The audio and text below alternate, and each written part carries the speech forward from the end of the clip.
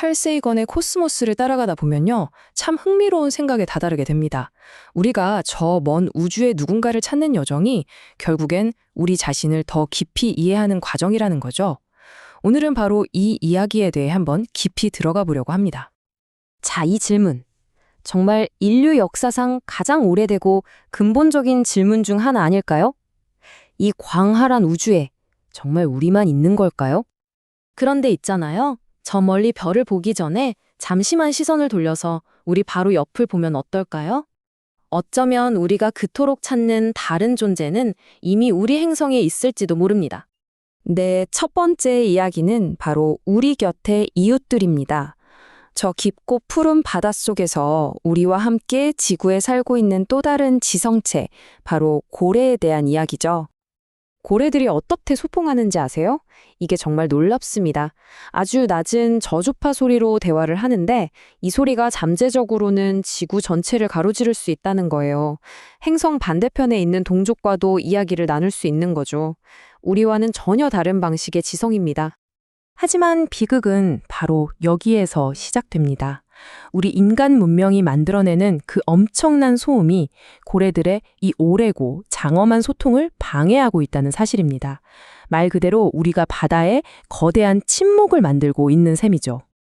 이게 참 아이러니한 상황인 겁니다. 우리는 저 수억 광년 떨어진 곳에서 오는 아주 희미한 신호 하나를 잡겠다고 세티 같은 프로젝트에 어마어마한 돈과 노력을 쏟아붓고 있잖아요.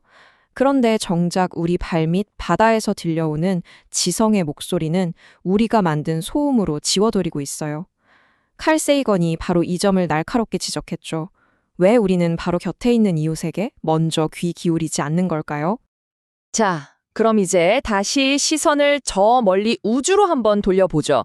과연 별들 사이에 있을지 모를 우리의 이웃을 만날 확률 대체 얼마나 될까요? 이 확률을 계산해보기 위해 만든 게 바로 드레이크 방정식인데요. 이걸 무슨 정답을 찾는 공식처럼 생각하면 안 돼요.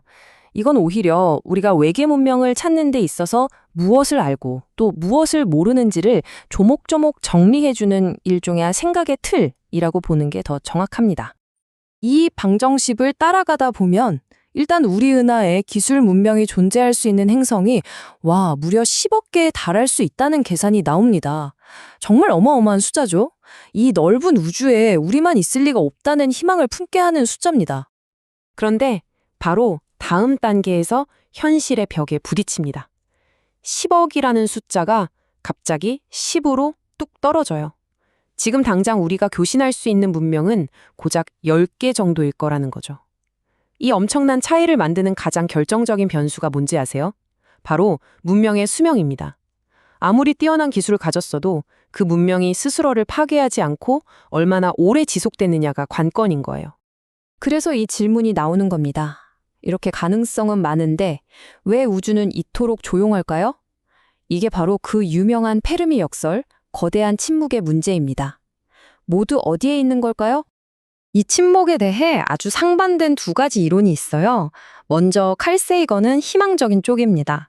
고도로 발전한 문명은 평화로울 것이고 어쩌면 우리가 감지할 수 없는 다른 차원으로 진화했거나 우리와는 관심사가 전혀 다를 거라고 봤죠. 반면 소설 삼체로 유명해진 암흑의 숲 이론은 정반대입니다.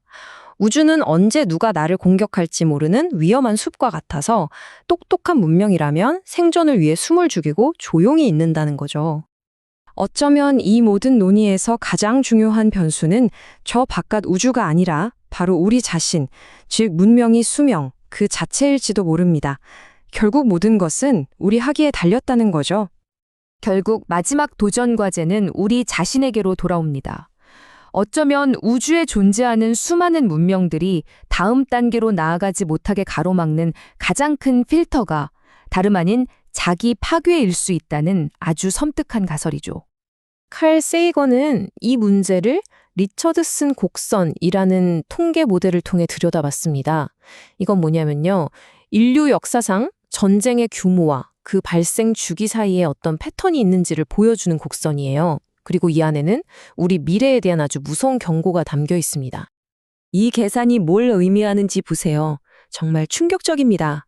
1820년부터 지금까지의 전쟁 데이터를 이 곡선에 적용해보면 인류가 스스로를 완전히 파멸시킬 만한 규모의 전쟁, 즉 100억 명이 사망하는 전쟁이 서기 2820년이 오기 전에 일어날 수 있다는 결론에 도달합니다.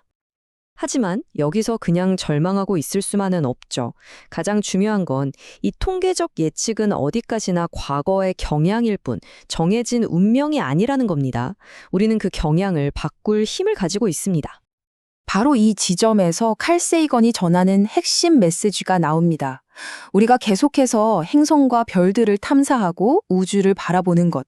그것이야말로 우리만 특별하다는 오만한 생각을 깨부술 수 있는 가장 강력한 방법이라는 거죠.